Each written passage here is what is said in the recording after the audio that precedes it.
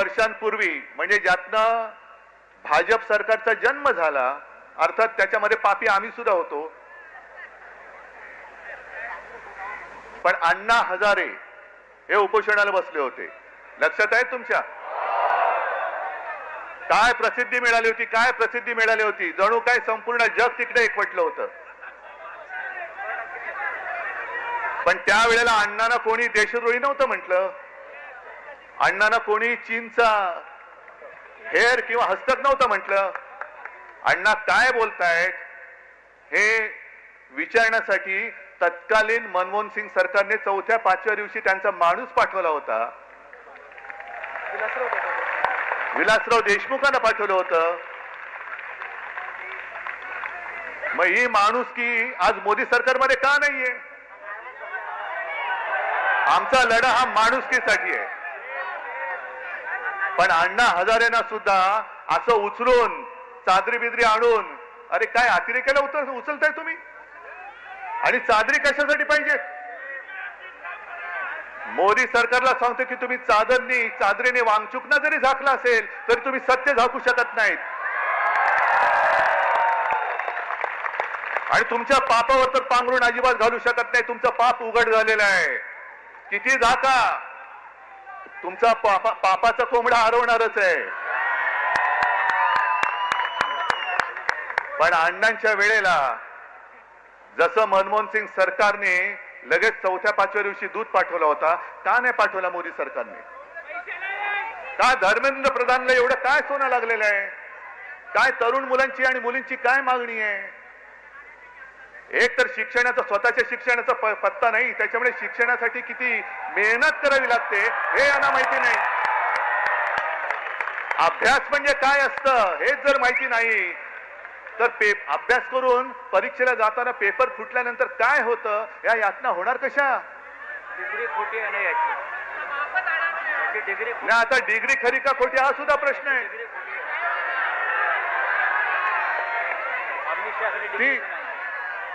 त्याच्यामुळे ह्या यातना, आणि आज तुम्ही जर का बघाल तर तरुण मुलं मुली तर आहेतच, पण मी सोशल मीडियावरती बघतोय त्यांचे आजी आजोबा सुद्धा आलेले आहेत, आई वडील आलेले आहेत. याचं कारण असं की मला नाही शिकता आलं, पण माझ्या मुलाने शिकलं पाहिजे, माझ्या मुलीने शिकलं पाहिजे. मोदी सरकारची जी घोषणा आहे, मुलगी शिकली प्रगती झाली, अरे पण शिकून परीक्षेला गेली आणि पेपर फुटला, तर ती मुलगी आत्महत्या नाही करणार, मुलगा आत्महत्या नाही करणार. मग एवढ्या मुलाने आत्महत्या केल्या तरी एक धर्मेंद्र प्रधान तुम्ही डोक्यावर घेऊन नाचताय. मग धर्मेंद्र प्रधानला असं काय सोनं लागलेलं आहे? बरं, अण्णा हजारेंचा एक विषय झालाच, पण या घराणेशाही बद्दल आणखीन एक सांगतो. आज सोनम वांगचुक उपोषणाला बसलेत तिकडे, पण सोनम वांगचुक यांचे वडील सुद्धा, त्यांनी सुद्धा उपोषण केलं होतं. माहितीये तुम्हाला किती जणांना? कोण गेलं होतं त्यांच्याकडे बोलायला? म्हणजे भाजपच्या लेखी हुकुमशाह असलेल्या इंदिरा गांधी सोनम वांगचुक यांच्या वडिलांना भेटायला लडाखला गेल्या होत्या, तरी हे तिकडे दिल्लीत राहून दिल्लीतल्या दिल्लीत भेटायला न जाणारे मोदी आणि शहा हे लोकशाही आणि इंदिरा गांधी हुकुमशाह.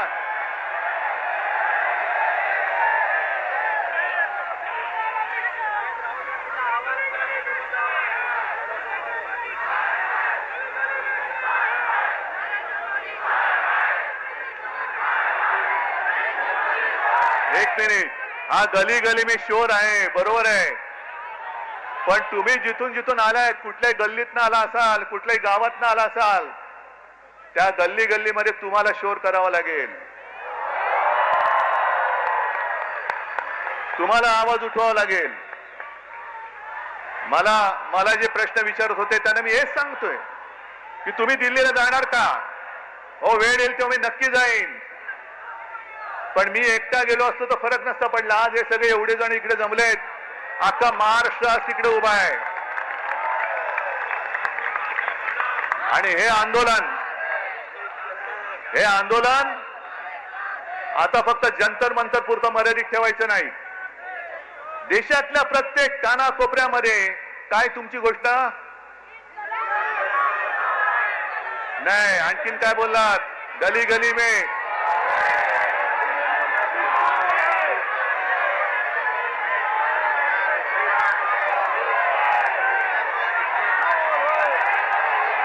बरं, आणखीन एक गोष्ट, इकडे महिला आलेल्या आहेत, इकडे बऱ्याचशा महिला आहेत.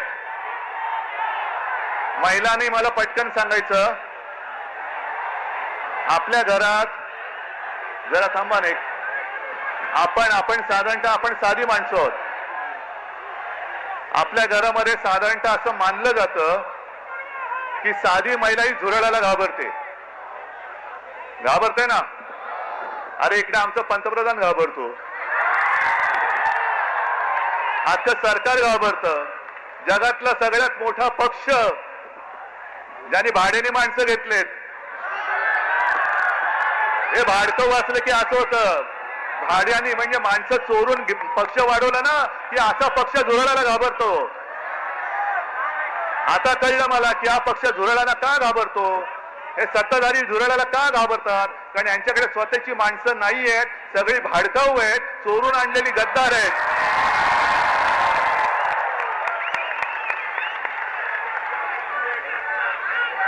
पण आता आपल्याला एक गोष्ट ठरवावी लागेल. माझं या शिवतीर्थावरून मोदी सरकारला आव्हान आहे, आव्हान की तुम्हाला वन नेशन वन इलेक्शन घ्यायचे ना, आत्ता जाहीर करा. उद्या निवडणूक, देशाची निवडणूक आत्ता जाहीर करा, आम्ही तयार आहोत.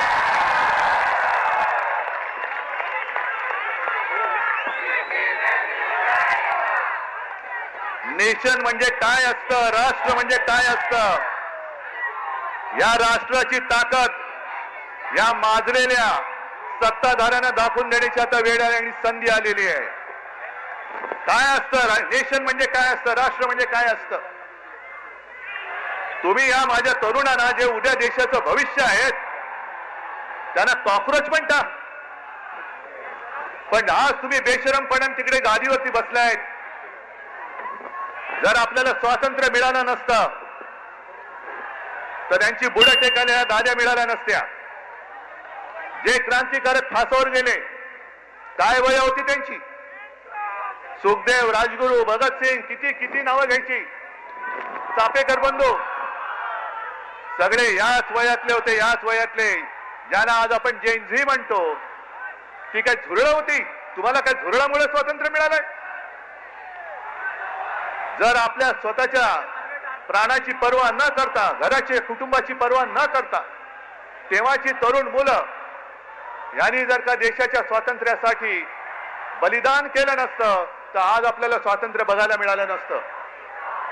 मग ज्यांनी स्वातंत्र्यासाठी बलिदान केलं, ते स्वातंत्र्य आपण टिकवू शकतो की नाही, ते टिकवणं आपलं काम आहे की नाही, आपलं कर्तव्य आहे की नाही. आणि जे आपल्याला झुरळ म्हणतायत, होय मी सुद्धा झुरळ आहे. कोणी एकेकाळी मी सुद्धा याच वयात होतो. जर तुम्ही तरुण मुलांना झुरळ बोलत असाल तर झुरळांचे आई वडील सुद्धा झुरळच आहेत. हा देश काय झुरळांचा देश आहे.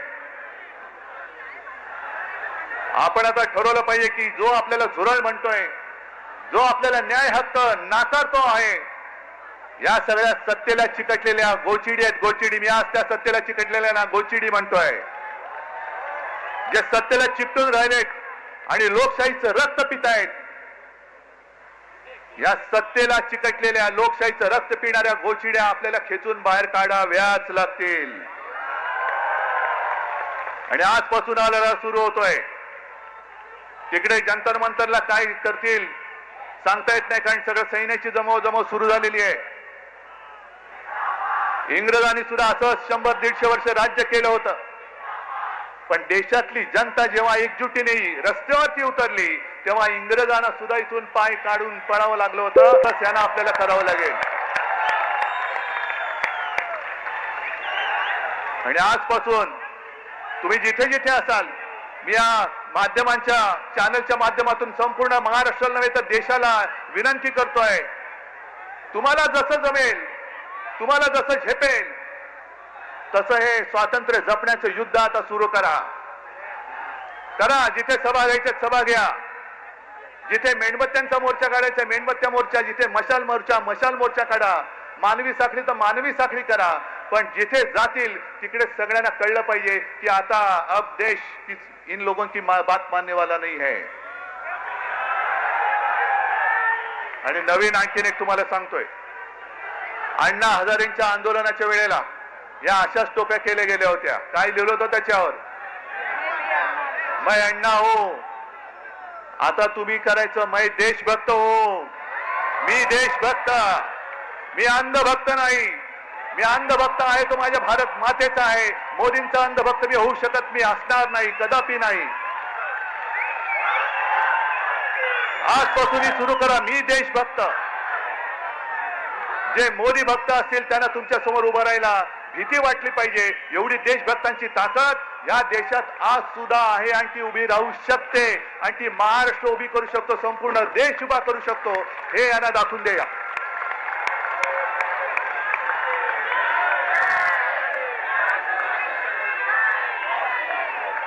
आज तुम्ही एवढ्या मोठ्या संख्येने आलेला आहात.